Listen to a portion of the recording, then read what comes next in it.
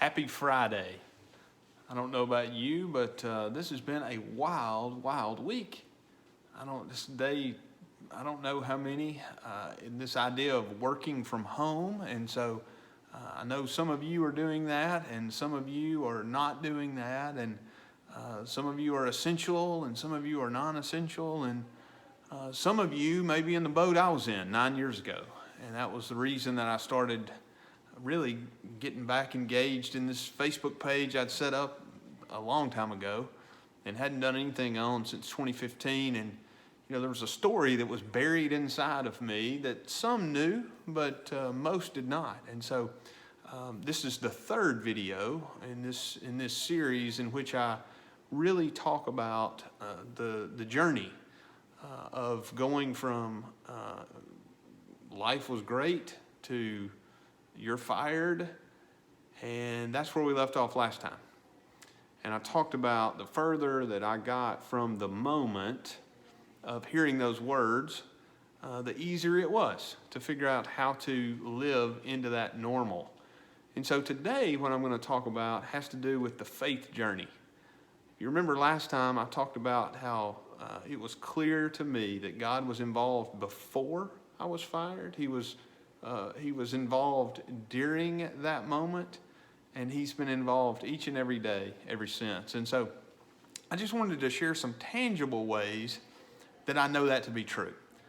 So the first one is, I alluded to the house that we lived in was an amazing house, and my wife, which by the way, that's where God starts showing up way before this, is connecting me to her. But she picked out this house, and it was in one of the hottest neighborhoods in Oklahoma City. And can I tell you this? From the day that we put a sign in the yard, it was less than 7 days, and we had a signed contract for full asking price, maybe a little less than asking price, but bottom line, we got out of the house and it didn't cost us anything. So we made enough to pay the realtor, and that's an amazing thing. So let me back up before that. So I got fired on Tuesday. Well, for those of you who are going through this journey, you know that the first day that you were supposed to be at work and you didn't have a job anymore is a hard day. Well, it just so happens that our men's Bible study group at St. Luke's United Methodist Church, there in Oklahoma City, they were receiving a lot of new chairs. They were coming in on an 18-wheeler, and they'd asked the men's Bible study group if we could show up Wednesday morning and to help unload. Fired on Tuesday. The first day after that's the day I wake up and I don't know what I need to do. Nope. There was already something planned. So there was a reason for me to get up. There was a reason for me to get dressed. And guess where I was going? I was going to our church. And not only was I going to our church, but I was going to our church to be surrounded by this group of men that I had gotten to know. The safety net. It was deployed before I knew I was going to need it, and it was disguised as we need some chairs unloaded at church. When you think God doesn't have it figured out, you're wrong. Okay, so there's Wednesday. So Wednesday's squared away. I get a chance to share what had happened with a few folks there at church on Wednesday. And then, then there's the next day, and that's Thursday. Well, guess when the weekly men's Bible study met? On Thursday morning. And Thursday morning, I show up, get through with Bible study. At the end of Bible study, there's always a section where they would ask for prayer requests. And so this day was no different. And I said, I need to put myself in the hopper here for prayer requests. And I explained what happened. And this gentleman cut me off. And he said, wait. Before you go on, Dave, I need everybody in this room to raise their hand if they've ever been fired, let go, furloughed, whatever. There were about 25 men in the room, and all of them but one raised their hand. So at that moment, what did I know?